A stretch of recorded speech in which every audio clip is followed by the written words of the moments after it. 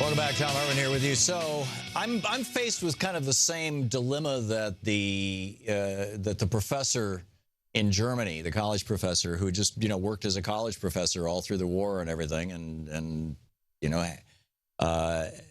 after the end of the war, he said to Milton Mayer, at what point did we stop it? How did we stop it? I mean, by the time that we figured out that we needed to resist, Hitler was chancellor. The Nazis were in power. They controlled the parliament. They controlled the Reichstaggebäude. They controlled the military. So how could we have stopped it?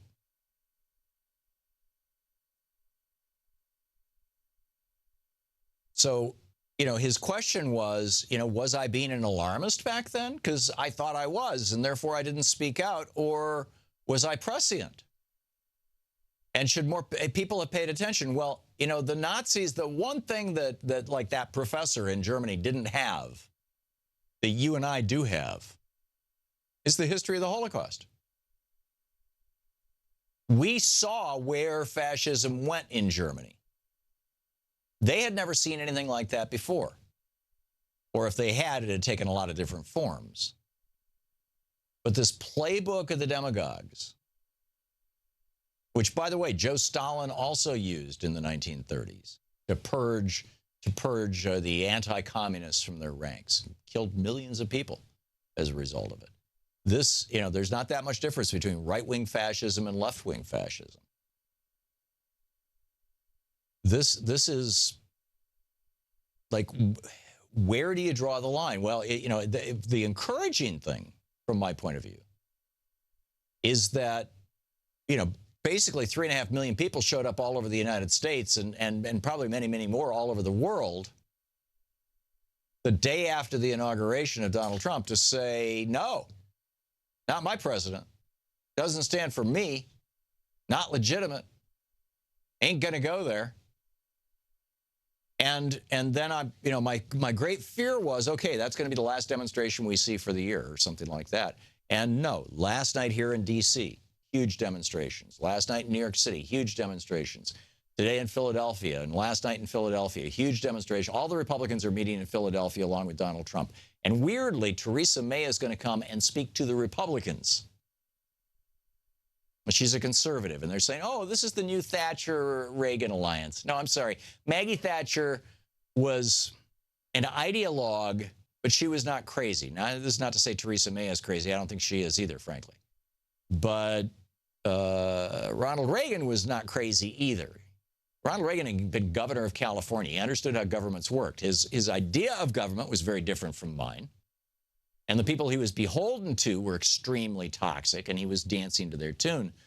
But he at least knew what he was doing, and he knew how to perform the role of president. Donald Trump doesn't. He knows how to perform the role of strongman, which brings out the authoritarian followers. And then you've got this nonstop 24/7 propaganda channel, Fox News, pumping out a complete alternative reality where sanctuary cities are bizarre, where any place where a large number of black people live is a ghetto filled with gunfire, where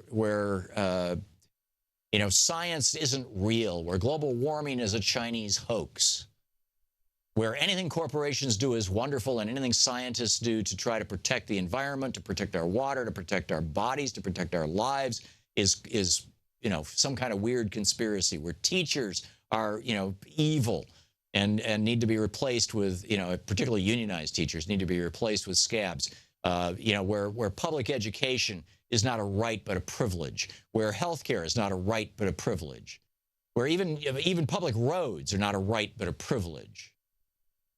And all to be owned by the billionaire buddies of Donald Trump. Now, is that fascism or is that Trumpism? Or are they the same thing? I don't have the answers to any of those questions. We won't know for probably a year or two. But the direction we're going scares the hell out of me. And perhaps scares the hell out of me is the wrong phrase, because scared, like panic, implies paralysis. And I am not paralyzed. It awakens the hell out of me. And it should you too. Contact 3 friends today and turn them on to some kind of progressive media. Tell them how to get this show. Tell them how to get Amy Goodman's show. Tell them how to pay attention to whatever radio station, television station, however you may be getting this program. Tell them about it. Tell them about good progressive websites, commondreams.org, alternate.org, opednews.com, truthout.org. There's absolutely no shortage of them. Thinkprogress.org, theintercept.com. I'm running out of progressive. The Guardian, of course, .com.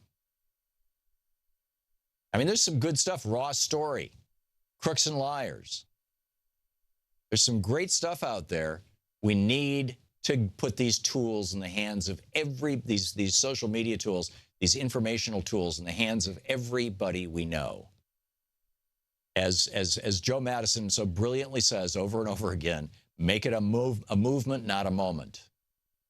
This has to be a movement.